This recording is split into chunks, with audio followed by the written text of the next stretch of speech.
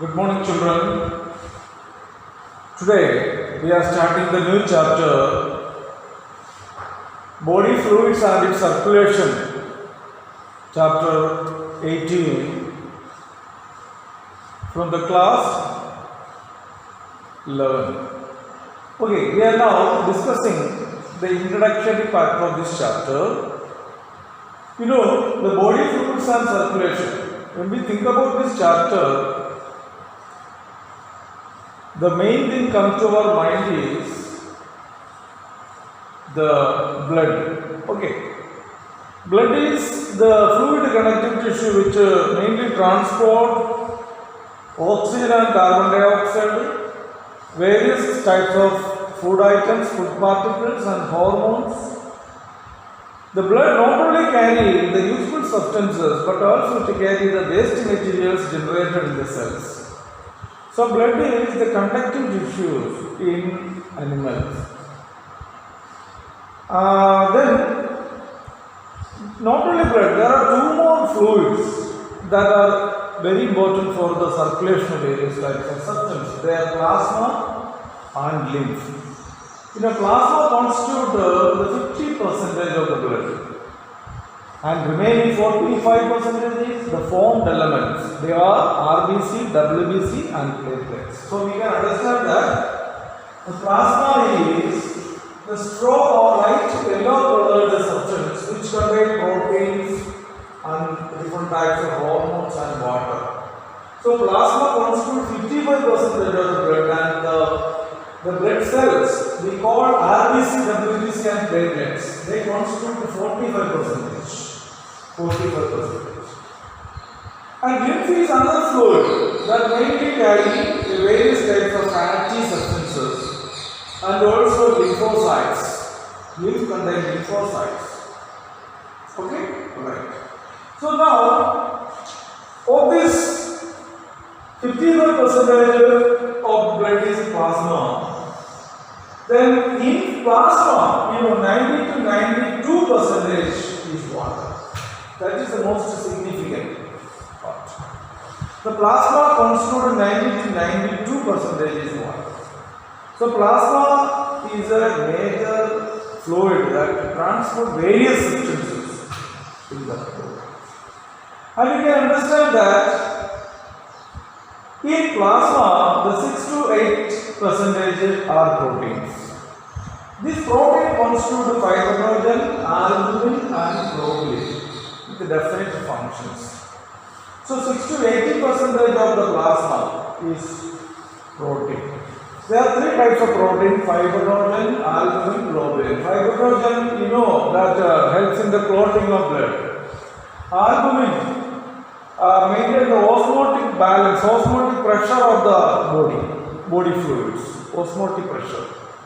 Okay, osmotic pressure means the pressure generated due to the presence of salt and water in it. So albumin is a type of salty protein which can retain such an amount of water. When there is solute or when there is any salt, they absorb water and thereby maintaining the sufficient quantity of water as well in the body of organs. So albumin is a protein that maintains the osmotic pressure or balance of the body, and globulin helps in the immune system development. Globulin is found in the antibodies. Antibodies, you can say immunoglobulin. The word of antibody is otherwise called immunoglobulin. So you can say globulin is present in the antibodies as immunoglobulin. You got this point? Very clear. So we have studied fibrinogen, albumin and globulin. Clear. Now the 45% of the blood is the formed elements. That includes RBC, WBC and platelets. RBC is called erythrocytes. Okay. Erythrocytes, the RBC, red blood cells, which is the most abundant blood cell in our blood. Most abundant one is RBC. So RBC, you can see 5 to 5.5 5 millionths of RBC per cubic millimeter blood. You can understand that. Cubic millimeter blood, you can see 5 to 5.5, 5 to 5.5 millions of RBC. You can see. That is the most abundant blood cells. And a notable feature of RBC that RBC doesn't have a nucleus. It is phagocytic and it can change the shape and it doesn't have nucleus. And this RBC lives for 120 days. It is very interesting that the RBCs are formed in the red bone marrow cells. Red bone marrow. It is present in the long bones. Inside the long bones, you can see red bone marrow. RBC are formed in the red bone marrow. And they will be released into the blood. In the blood, they remain for 120 days. How many months? 120 days? 4 months. So, after 120 days, the RBC will be carried away from the blood to the spleen. What? To the spleen. Okay, spleen is seen around the alimentary canal system. You can see that. Okay, in the small intestinal area. Okay, spleen. So, after 120 days, the RBCs are taken to the spleen where they split into heme plus globulin. Heme is the iron part of the hemoglobin and globulin is the protein part. So, RBC contains a red pigment called hemoglobin. In a healthy normal individual, 12 to 16% or 12 to 16 grams hemoglobin is present in 100 ml blood. 100 ml blood. In 100 ml blood, 12 to 16 grams of hemoglobin is to be there in the healthy individual. You got it? Hemoglobin carry oxygen to the cells in the form of oxyhemoglobin. Okay?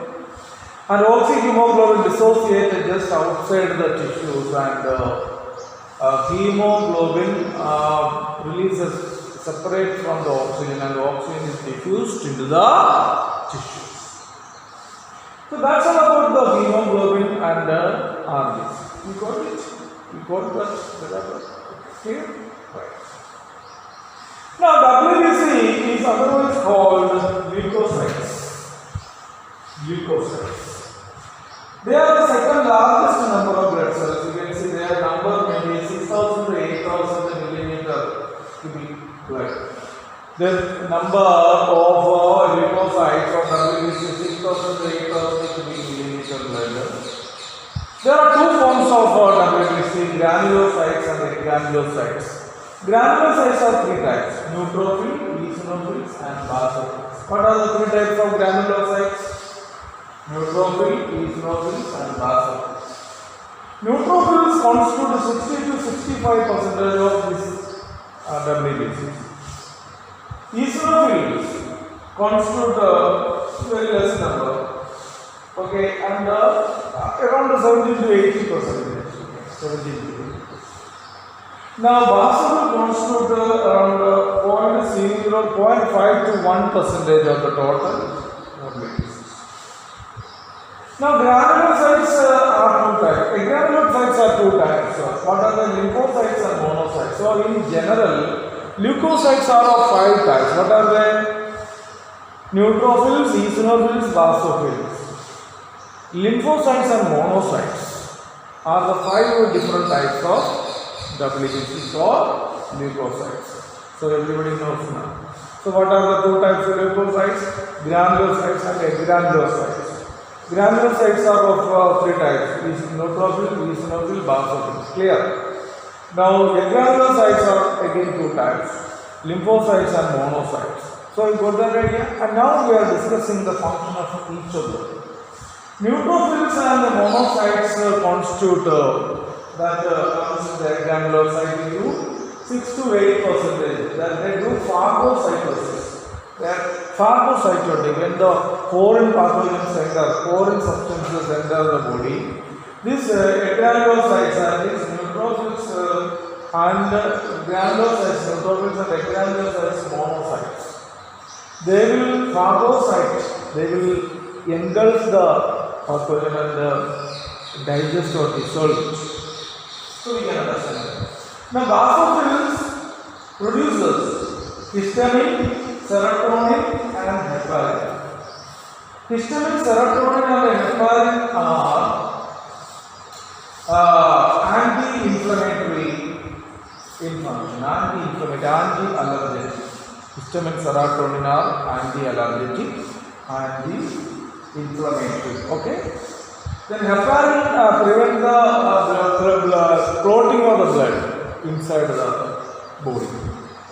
Eosinophils are 2 to 3%. They resist the infections and allergic symptoms.